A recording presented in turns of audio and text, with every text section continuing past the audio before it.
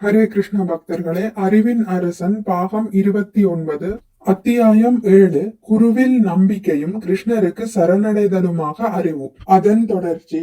கிருஷ்ணருக்கு பக்தி செய்து தொண்டாற்றுவதில் ஈடுபடுவதால் நாம் பிறப்பு இறப்பு சுழலிலிருந்து முற்றிலும் விடுதலை பெற்றுவிட முடியும். ஆனால் நமது மனதில் ஞான நெருப்பு எரியாமல் இருப்பதாலேயே ஜட இருப்பை இன்பமாக நாம் ஏற்றுக்கொள்கிறோம். ஒரு நாயோ பன்றியோ தான் எந்த விதமான துன்ப வாழ்வை வாழ்கின்றது என்பதை புரிந்து கொள்ள முடியாது. தானும் வாழ்வில் இன்புறுவதாகத்தான் அது எண்ணிக்கொண்டிருக்கிறது.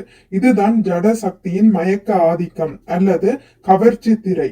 அமெரிக்காவில் ஒரு நகர பகுதியான பவரியில் வீதியிலே பல குடிகாரர்கள் விழுந்து கிடக்கிறார்கள்.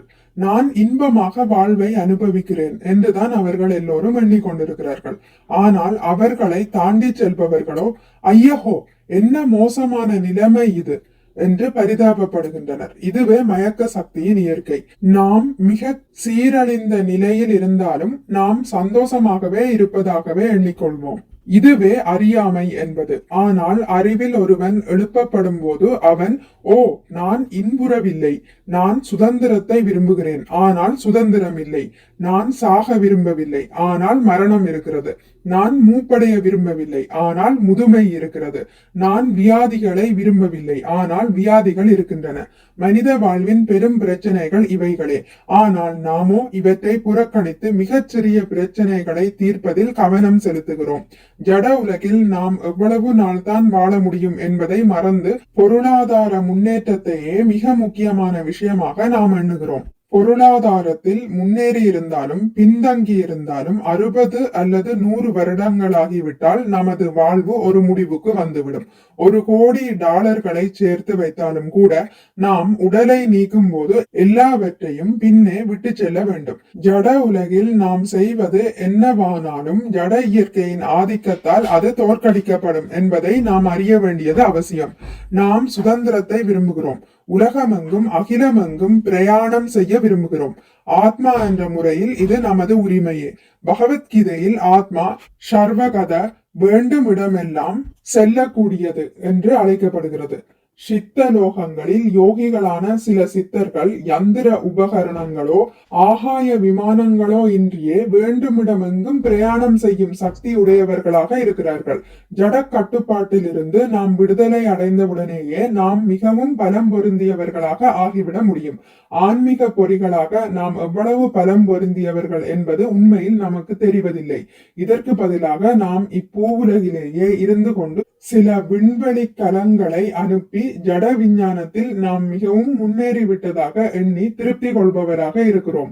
ஒரு காசும் செலவின்றி எங்கு விரும்பியும் பிரயாணம் செய்யும் திறன் நமக்கு இருப்பதை அறியாமல் விண்வெளி கப்பல்களை உண்டாக்க நாம் கோடிக்கணக்கான பணத்தை செலவிடுகிறோம். ஞானத்தால் நமது ஆன்மீக சக்திகளை விருத்தி செய்து கொள்ள வேண்டும் என்பதே பொருள். ஞானம் ஏற்கனவே இருக்கிறது, அதை நாம் ஏற்றுக்கொள்ள வேண்டும், அவ்வளவுதான். முற்காலங்களில் ஞானம் அடைவதற்காக மக்கள் பற்பல தவங்களையும் விரதங்களையும் மேற்கொண்டார்கள். ஆனால் இந்த யுகத்திலோ நமது வாழ்நாள் மிகவும் குறைவானதாலும் நாம் எப்பொழுதுமே தொல்லைப்படுபவராய் இருப்பதாலும் இம்முறை சாத்தியமல்ல. இந்த யுகத்திற்கான முறை கிருஷ்ண உணர்வு முறையே. ஸ்ரீ சைதன்ய மகாபிரபுவால் அறிமுகப்படுத்தப்பட்ட ஹரே கிருஷ்ண கீர்த்தனமே. இந்த முறையில் நமது ஞான நெருப்பை நாம் தூண்ட முடிந்தால் நமது செயல்களின் விளைவுகள் எல்லாமே எரிக்கப்பட்டு நாம் தூய்மை அடைந்து விடுவோம். நஹி ஞானேன சத்ருஷம் பவித்ரம் இஹ வித்யதே தத் ஸ்வயம் யோகஸ்மித் சித்த காலோ நாத்மனி விந்ததி. இவ்வுலகில் ஆன்மீக ஞானத்தை போன்று நுண்மையானதும் தூய்மையானதும் எதுவும் இல்லை. இதுவே எல்லா யோகங்களின் பழுத்த பழமும். இதை அடைந்தவன் காலப்போக்கில் தனக்குள் தன்னை அனுபவித்து இன்புறுகிறான். பகவத்கீதை 4.38. நுண்மையும் தூய்மையுமான இந்த ஞானம் என்பது என்ன? நாம் கடவுளின் அங்க உறுப்புகள் என்பதும் நமது உணர்வை பரம உணர்வுடன் ஒருங்கிணைக்க வேண்டும் என்பதுவே இந்த ஞானம். ஜட உலகில் இதுவே மிக தூய்மையான ஞானம்.